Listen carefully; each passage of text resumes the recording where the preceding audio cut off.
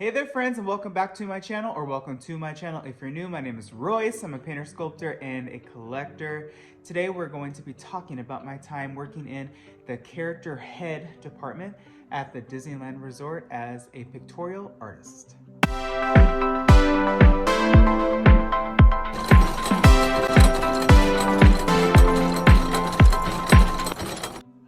All right, so I can't believe I honestly haven't discussed this. I was kind of going through the last few attractions that I need to do in my Working On series, and this just kind of popped up, and I was like, you know what, it's time to discuss working in the character head department because it was fun. It wasn't that long. I think I was only there for maybe 2 months, and it was kind of during the transition where they liked and they saw Disney that they had talent on their hands, and they wanted to keep me.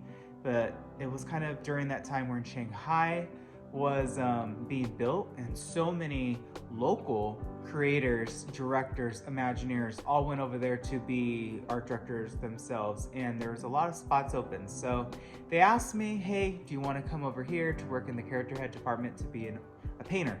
And I was like, you know what, sure, why not? What a dream come true, right? To work on Mickey, Minnie, Goofy, Miko from Pocahontas, and I was like, sure. So this was back in the day when we were all backstage, kind of right behind Toontown, in this beautiful new building that was truly built for us, and then they bumped us off property. But I remember my first day. The shop was honestly beautiful. It had so many heads, as you can imagine, from Miko from Pocahontas, as I said, to Jafar, to a lot of rare characters. And it was really fun because in the area where all the fur was stored, there were some really old character heads like Strong Bully and the hyenas from The Lion King, characters that you just don't see. But just like Imagineering, this department had so much documentation, and boy, oh boy, did I have so much fun just going through those and seeing so many characters that really, honestly, you never see, like from the Black Cauldron, like Gurgi,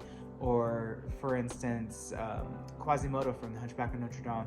And they had all their color callouts, all their documentation. So if, for example, what was it, in 2012, 2013, Disneyland did a Long Lost Friends week. I think Disney World did it too, where you saw characters from like Chicken Little and Robin Hood. All those characters were in these documentation binders. So it was just really fun to see some old friends from some Disney movies. Characters that I worked on most notably, I remember I would consistently get King Louie from Making the Magical Map. I would constantly do his head, his hands, and his feet.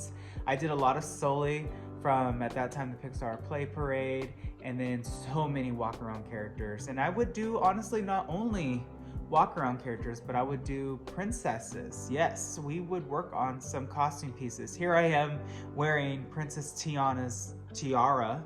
I also worked on Miko from Pocahontas. I did a lot of Goofy, his hats, his shoes. I actually did a special event costume, and I did some like maracas, and I got to hand paint the design and then adhere it to his shoes. So, you know, just, you never know what you were gonna get there, but it was a consistent, you always knew Mickey was coming, Minnie, Donald, the Fat Five, pretty much. And it was really fun. And just like the animation team, they had a team that just focused on resurfacing the furry characters, or the furry friends. And it was just a really fun job. I remember every day going to work and just being excited. The team that worked in the costume department were really amazing. You could just tell everybody loved their job, and that just makes an environment so much more fun.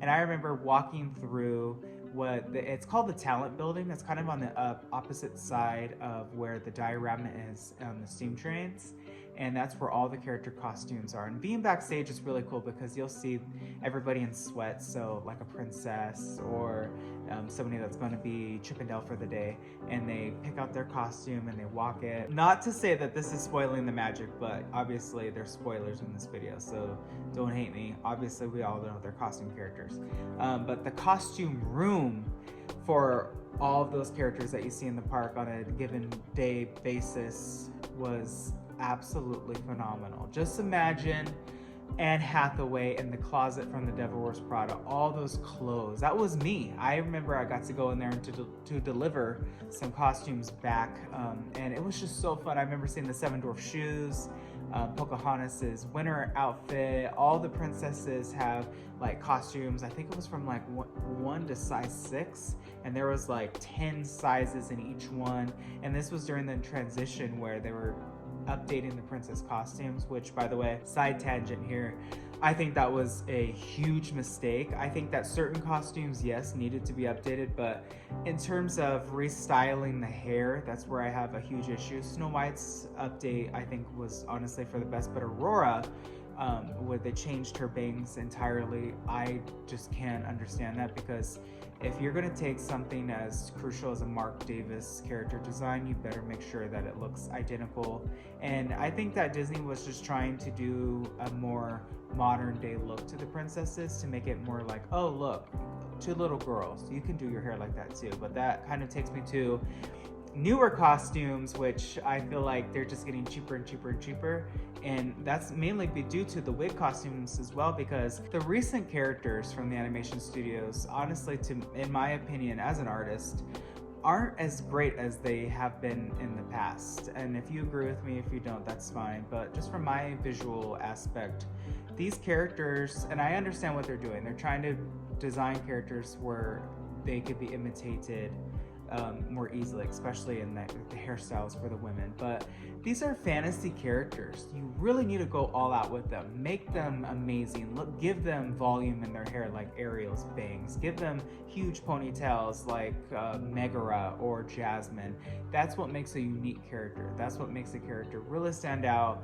And I think that modern day costumes are just getting more and more, I don't know what the word is. The materials and just the story themselves are just losing that Disney quality, that Disney magic. And I really hope that Disney gets back to that, so that way the costume characters can, kind of come back up to what they used to be. And I wish we saw more Atlantis characters out. Why isn't Kida in Princess Fantasy Fair? She is a princess. So is Princess Olanwi. Why is Mulan in there? She's not a princess. I asked many people that in management, but apparently the studios deemed her a princess, so that's fine. But I think that we also need to see a lot of characters. By the way, during the Fantasy Fair addition to Disneyland, you will see Clopin.